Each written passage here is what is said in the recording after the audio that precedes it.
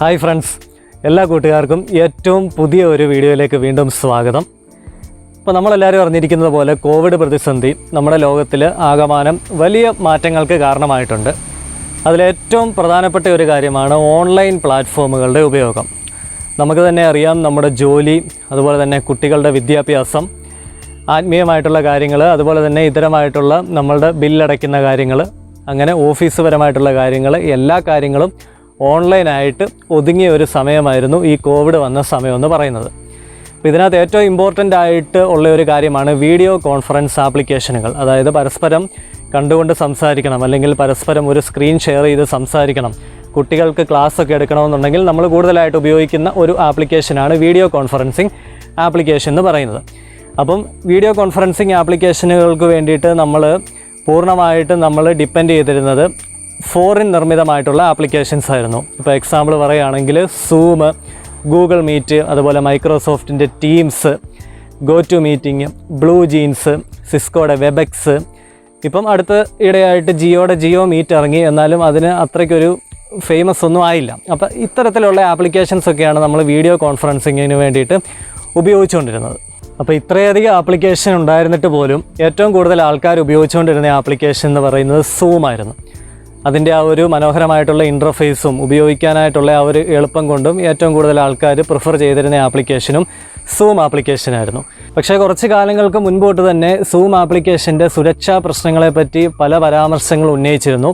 പക്ഷേ വേറെ വഴിയില്ലാത്തതിനാൽ ആൾക്കാർ ഇപ്പോഴും ആ ഒരു സൂം ആപ്ലിക്കേഷൻ തന്നെയാണ് കൂടുതൽ കാര്യങ്ങൾക്ക് വേണ്ടിയിട്ട് ഉപയോഗിക്കുന്നത്. അതുകൊണ്ട് തന്നെ ഇനി ഭാവിയിലുള്ള ഒരു സൈബർ ആക്രമണം മുന്നിൽ കണ്ടുകൊണ്ട് തന്നെ ആകണം കേന്ദ്ര സർക്കാർ ഇത് മറികടക്കുന്നതിന് വേണ്ടിയിട്ട് ഒരു ഇന്നോവേഷൻ ചലഞ്ച് സംഘടിപ്പിച്ചു. Make in India video conferencing product എന്ന പേരിലായിരുന്നു ആ ഒരു ചലഞ്ച് സംഘടിപ്പിച്ചത്. അപ്പോൾ ആ ഒരു ചലഞ്ചിനകത്ത് ഏകദേശം 12,000-ഓളം കമ്പനികൾ പ്രൊമോട്ട് ചെയ്തിട്ടുള്ള പ്രൊഡക്റ്റുകൾ പാർട്ടിസിപ്പേറ്റ് ചെയ്യുകയുണ്ടായി.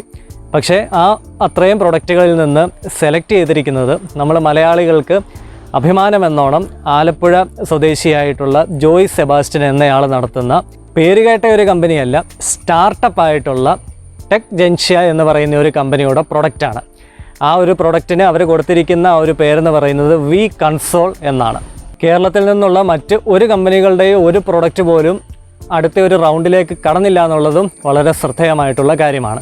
അപ്പോൾ ഇങ്ങനെ ഒരു ആപ്ലിക്കേഷൻ കേരളത്തിൽ നിന്നും ഒരു കേന്ദ്രത്തിൻ്റേതായിട്ടുള്ള ഒരു ലെവലിൽ ഒരു ഔദ്യോഗികമായിട്ടുള്ള വീഡിയോ കോൺഫറൻസിങ് ആപ്ലിക്കേഷനായിട്ട് തിരഞ്ഞെടുക്കുന്നു എന്ന് പറയുന്നത് മലയാളികൾക്ക് വളരെയധികം സന്തോഷകരമായിട്ടുള്ള കാര്യമാണ്.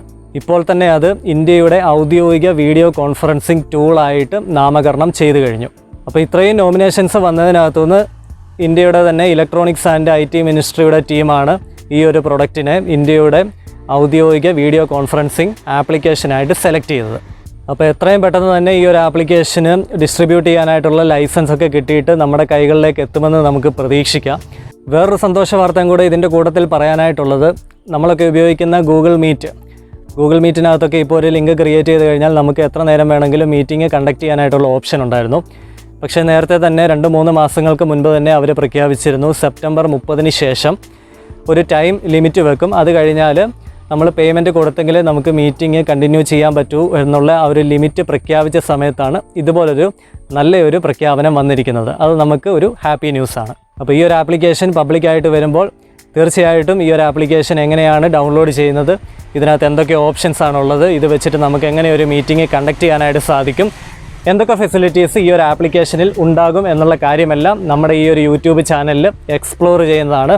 അപ്പോൾ കൂട്ടുകാരാരെങ്കിലും ഈ ഒരു ചാനൽ ഇതുവരെയും സബ്സ്ക്രൈബ് ചെയ്തിട്ടില്ലെങ്കിൽ തീർച്ചയായിട്ടും സബ്സ്ക്രൈബ് ചെയ്ത് വെക്കുക. തൊട്ടടുത്ത് കാണുന്ന ആ ഒരു ബെൽ ഐക്കണും കൂടെ എനേബിൾ ചെയ്ത് അതിനകത്ത് ഓൾ എന്ന് പറയുന്ന ഓപ്ഷനും കൂടെ സെലക്ട് ചെയ്ത് കഴിഞ്ഞാൽ വീഡിയോ ലോഞ്ച് ചെയ്യുമ്പം തന്നെ പെട്ടെന്ന് തന്നെ നിങ്ങളുടെ കൈകളിലേക്ക് എത്തുന്നതായിരിക്കും. അപ്പോൾ ഈ ഒരു വീഡിയോ ഇഷ്ടമായിട്ടുണ്ടെങ്കിൽ തീർച്ചയായിട്ടും ലൈക്ക് ചെയ്യുക, ഷെയർ ചെയ്ത് ഈ ഒരു ഹാപ്പി ന്യൂസ് നിങ്ങളുടെ എല്ലാ സുഹൃത്തുക്കളെയും അറിയിക്കുക. കമൻറ്റ് ചെയ്ത് നിങ്ങളുടെ എല്ലാ അഭിപ്രായങ്ങളും ഈ വീഡിയോയുടെ തൊട്ട് താഴെ രേഖപ്പെടുത്തുക. അപ്പോൾ പുതിയൊരു കണ്ടൻറ്റുമായിട്ട് നമുക്ക് വീണ്ടും കാണാം. അതുവരേക്കും ഗുഡ് ബൈ.